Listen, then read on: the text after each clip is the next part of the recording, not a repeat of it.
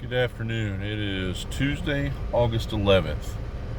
I am doing this vlog on Drew Darden's post on bodybuilding.com talking about his experience training with us under my coaching and programming. So bear with me as I'm driving home from work. So anyway, here's the basic template. I know he laid it out, but I'll tell you exactly what we were doing, and then you can make your own conclusions. So Mondays we benched, like probably 98% of the planet does. That's just something I've always done. We had a 3-week mini cycle by and large until we got closer to a meet, but I'm going to do a different vlog for that, and I'm going to do this in multiples so I can keep the videos to hopefully like 5 minutes so they're not so long and just drone on. Anyway, we did a 3-week mini cycle like I posted. It's a 6-6-8 day that was touch and go. Then the following week was 3x3 paused, and then the third week was 3 singles paused. Now, when I developed this system, basically everybody in the powerlifting world was in equipment and gear, that being squat suits, bench shirts, and the like. And we didn't adjust that for raw, and I'll tell you why. There used to be a big debate when I first started posting on bodybuilding.com that my system was for geared lifters, and that couldn't be further from the truth. I will tell you, when I was lifting in multiply at my strongest was also when I was strongest raw. And how I did that with bench is our second pressing session was a close grip decline press. Now this is not the same as a fixed decline that you would find in, say, a commercial gym, like a bodybuilding type decline. It's a totally different ball game. The decline we use is adjustable in a power rack, and it's super steep in comparison to just a shallow decline that's used for pec development. This is used primarily for developing pressing power and assistance to the bench press, and we have found this to be very effective, and it takes a lot of the shoulder out, not all of it completely, but a lot of the shoulder out of the bench press, not to mention using a compound movement to train the triceps in a pressing motion versus a single joint or an isolation movement like a press down or a tricep extension, the skull crusher and that sort of thing.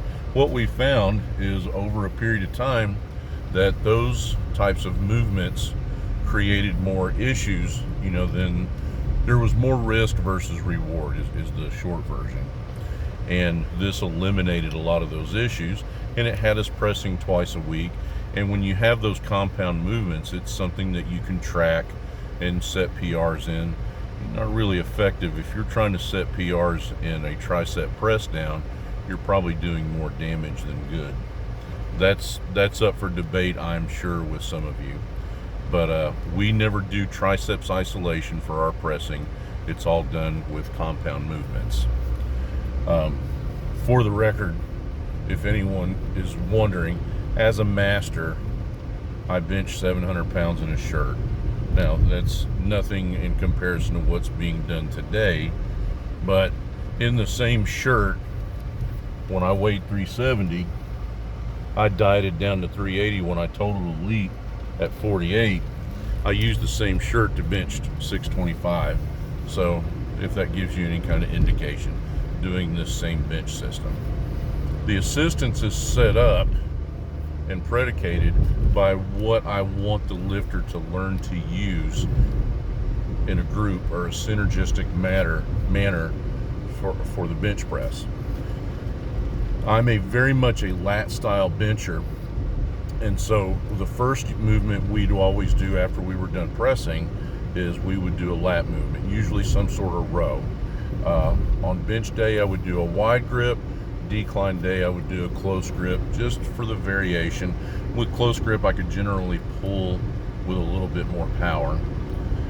From there, and again, the reason why I do lats first is because the lats are the strongest muscle group in the upper body, And we have a tendency, especially beginners and even intermediate lifters, you'll fatigue the biceps doing rows or pull downs, so you don't effectively get the work.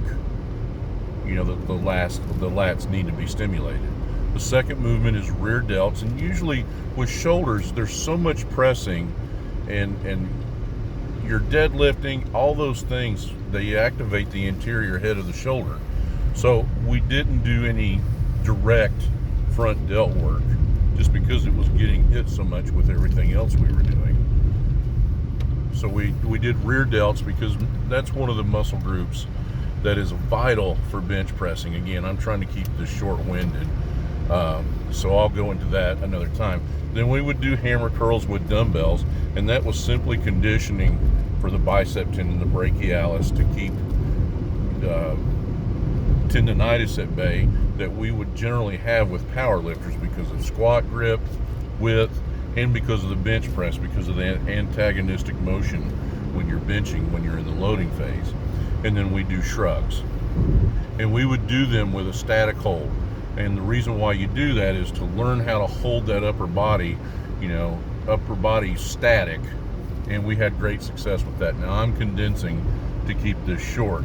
I will go into more of the decline press at another time, but I'm just trying to give you an overview. So Monday we would bench, Thursday would be the close grip decline. What we would do with decline, we would do 6, 6, 8, 3 to 4 times, 3 weeks. And then depending on the lifter, every now and then I would do a 6, 3, 3, 8 day where you would do heavy triples with a little bit more weight. I'll go into that another time.